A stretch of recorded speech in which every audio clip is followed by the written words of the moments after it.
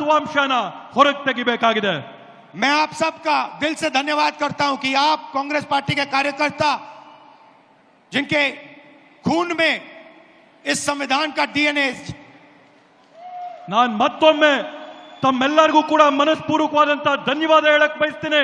ಕಾಂಗ್ರೆಸ್ ಪಕ್ಷದ ಕಾರ್ಯಕರ್ತರಾದಂತಹ ತಾವೆಲ್ಲರೂ ಕೂಡ ತಮ್ಮ ರಕ್ತಗತವಾಗಿ ರಕ್ತದಲ್ಲಿ ಸಂವಿಧಾನದ ಡಿಎನ್ಎ ತಮ್ಮೆಲ್ಲರಲ್ಲಿ ಕೂಡ ಇದೆ ಅಂತ ಹೇಳಿ आपको याद होगा कि कर्नाटका की सरकार चोरी की गई थी.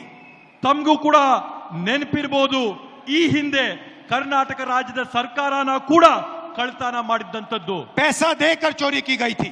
ಕಾಸುಗಳನ್ನ ಕೊಟ್ಟು ಹಣ ಕೊಟ್ಟು ಸರ್ಕಾರ ಕಳ್ತನ ಆಯಿತು. और मैं आपसे अब कह रहा हूं 100% सबूत के साथ कि लोकसभा में भी आपसे चोरी की गई है. ನಾನು ಮತ್ತೊಮ್ಮೆ ತಮ್ಗೆ ಹೇಳ್ತಾ ಇದ್ದೀನಿ, 100% ವಿಶ್ವಾಸದೊಂದಿಗೆ ಹೇಳ್ತಾ ಇದ್ದೀನಿ, ಸಾಕ್ಷಿ ಆಧಾರದ ಜೊತೆ ಹೇಳ್ತಾ ಇದ್ದೀನಿ, ಲೋಕಸಭೆಯ ಚುನಾವಣೆ ಕೂಡ ಕಳ್ತನ ಆಗಿದೆ ಅಂತ. बीजेपी की विचारधारा इस संविधान के खिलाफ है.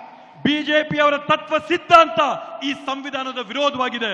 और ये हिंदुस्तान के गरीब लोगों का, किसानों का, मजदूरों का, छोटे व्यापारियों का हथियार है.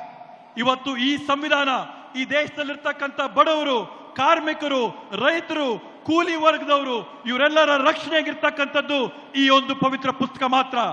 और हर कांग्रेस पार्टी का कार्यकर्ता और नेता इसकी रक्षा करेगा.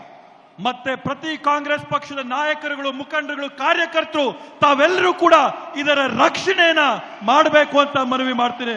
और इलेक्शन कमीशन को एकदम हिंदुस्तान की सारी इलेक्ट्रॉनिक वोटर लिस्ट पिछले 10 साल की हमें दे देनी चाहिए.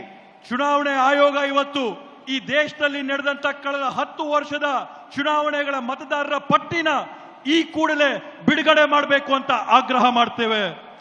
और वीडियोग्राफी भी दे देनी चाहिए. ಅದರ ಜೊತೆಗೆ